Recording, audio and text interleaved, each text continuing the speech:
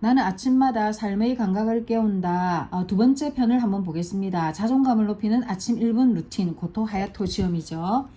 이 지은이 고토 하야토시는 아침 습관을 바꾸자 위기였던 사업도 번창하기 시작해 곧 일본 내 전국 곳곳에 매장을 확대하고 10억 원의 건물을 손에 쥐는 놀라운 변화를 경험했다. 아침 습관의 변화만으로도 인생 역전을 경험한 저자는 이후 아침 1분 코칭 전문가로 활동하며 많은 이에게 자신의 경험과 노하우를 전하고 있다라고 이야기하고 있습니다. 그러면서 여기 이제 오늘 4부부터 시작할 차례인데요. 4부에서는 최소한의 노력으로 최고의 결과를 만든다. 이 편에서는 뭐를 이야기하고 있냐면 바라는 대로 이루어지는 심리학 로젠탈 효과에 대해서 이야기하고 있습니다. 효과라는 것은 하버드대 그 교수 이름인데요. 교수가 제시한 이론으로 타인의 기대나 관심만으로도 실제 결과가 좋아지는 현상을 말합니다. 교수는 샌프란시스코의 한 초등학교 학생을 대상으로 지능 검사를 실시해가지고 무작위로 선별을 하는 거예요. 무작위로 선별을 해가지고 한 집단 보고는 너희는 굉장히 우수한 집단이다라고 이야기하고 또 다른 집단 보고는 너희는 아주 뭐냐면 우수하지 못한 집단이다라고 이야기하는 거죠. 우수한 집단이라고 말한 그 집단에서는 그 다음에 성적이 좋은 결과가 나타나고 우수하지 못한 집단이라고 한 그 아이들한테는 성적이 안 좋게 나타난 거죠. 이처럼 상대에 대한 기대와 관심, 긍정적인 피드백은 상대를 변화시키고 좋은 방향으로 이끈다라는 것은 이 실험을 통해 알 수 있다라고 이야기하고 있습니다. 저도 학교에 있을 때 이 로젠탈 효과는 많이 써먹었는데요. 아이들 보고 계속 잘한다 하는 학생은 정말 잘하고 내가 이쁘다라고 하는 학생은 정말 이쁜 행동만 합니다. 그 다음에 저한테 굉장히 힘들게 했던 학생이 있었는데 쟤만 보면 힘들다 하니까 정말 나중에 힘든 일을 많이 만들더라고요. 갑자기 그 생각이 나네요. 그래서 부하 직원의 업무 능력을 높이고 싶다면 누군가를 좋은 방향으로 변화시키고 싶다면 칭찬하라. 당신의 칭찬과 기대만으로도 상대가 달라지는 것을 경험하게 될 것이다. 그렇게 하겠습니다. 하면 할수록 자존감이 높아진다. 5장입니다. 5장에서는 어디에 띠지가 있냐면 같은 사건이라도 시점을 바꾸면 여러 관점에서 바라보게 된다. 부정적인 것 투성이처럼 보여도 찾아보면 긍정적 부분이 있기 마련이다. 맞아요. 그 다음이 비즈니스는 살아 움직이는 생명체다라고 이야기하고 있죠. 지금이 아무리 좋아도 다음 순간 어떻게 될지 모른다. 따라서 늘 새로운 비즈니스에 대해 생각하고 가능성을 열어두어야 한다. 맞는 것 같아요.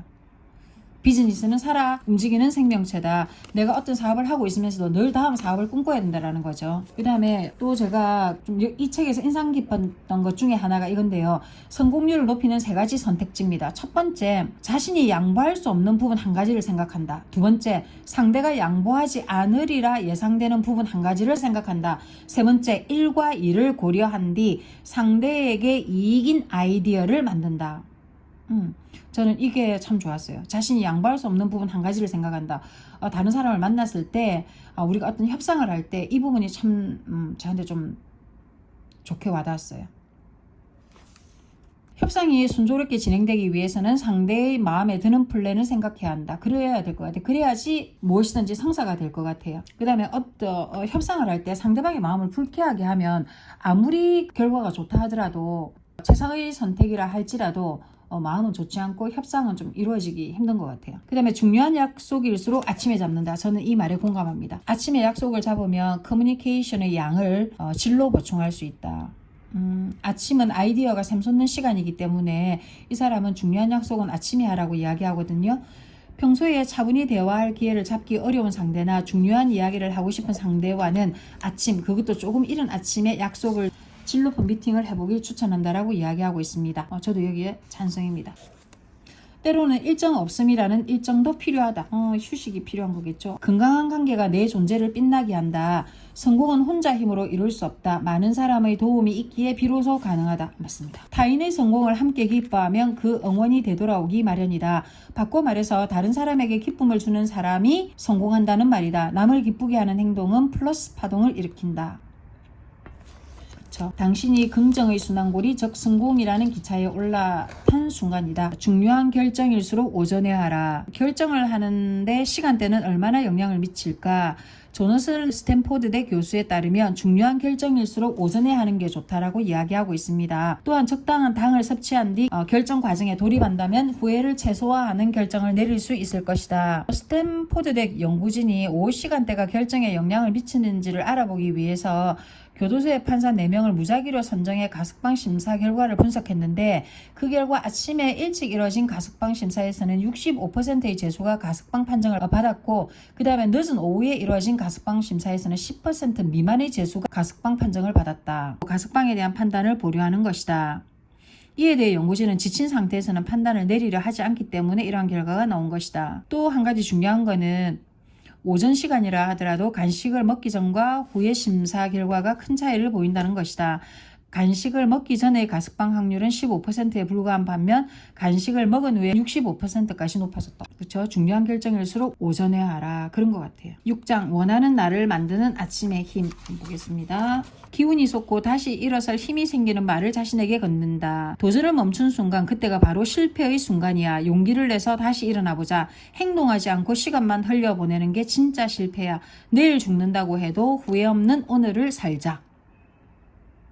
그렇죠. 휴식이야말로 궁극의 자기관리다. 시간이 있으면 앞뒤 생각하지 않고 영화관에 가는 것도 한 방법이다 라고 이야기하고 있네요. 그 다음에 쉼이 곧 자기관리다. 일부러라도 시간을 만들어 쉬어주며 몸과 마음이 편안해지고 일도 술술 풀린다.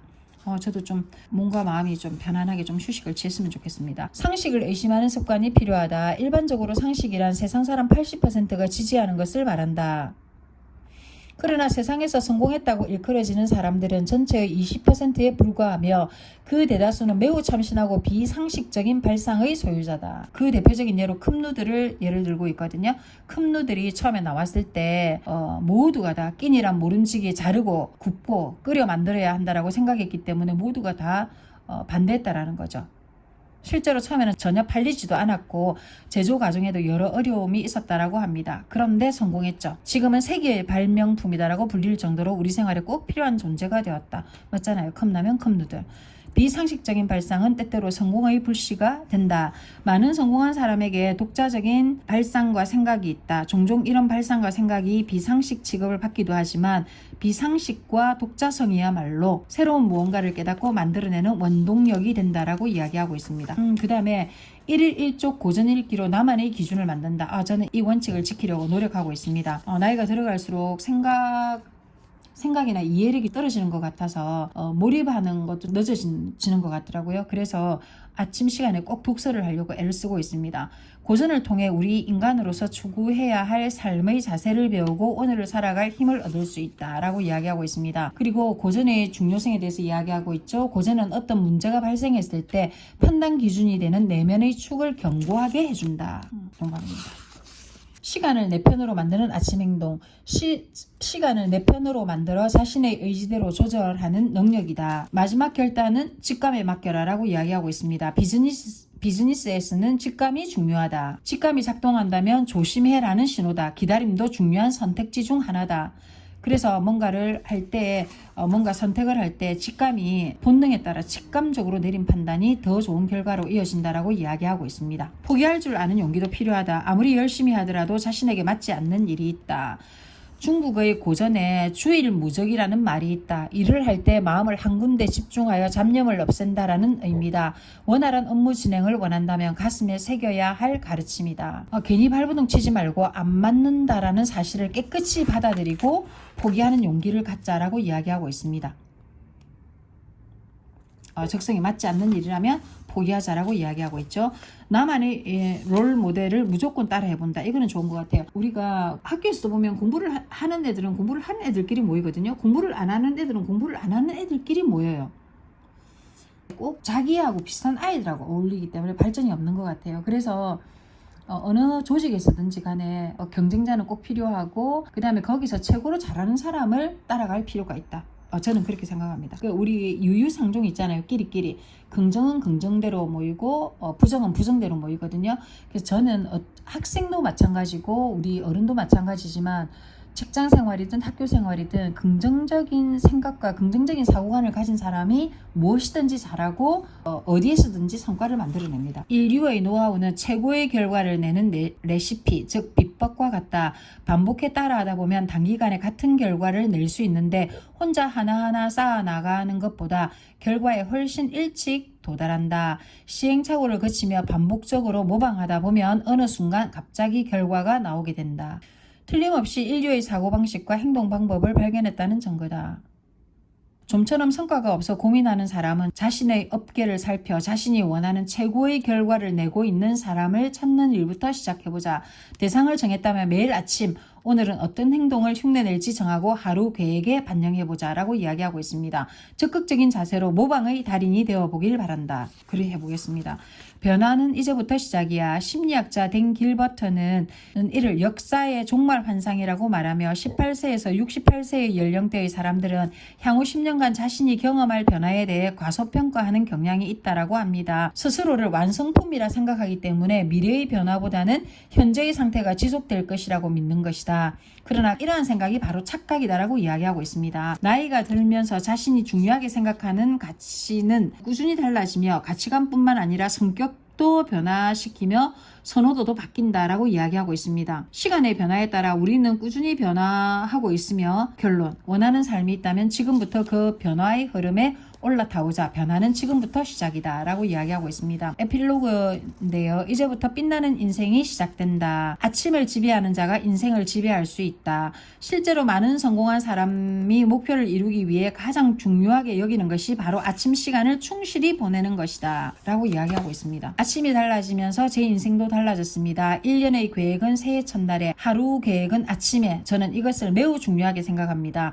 잊지 마세요. 최고의 아침을 보내면 최고의 하루를 보낼 수 있습니다. 책의 마지막 페이지를 덮는 이 순간이 여러분 인생 최고의 전환점을 맞으러 떠나는 여행의 출발점이 되기를 진심으로 응원합니다. 그러면서 아침형 인간이 되라고 이야기하고 있죠.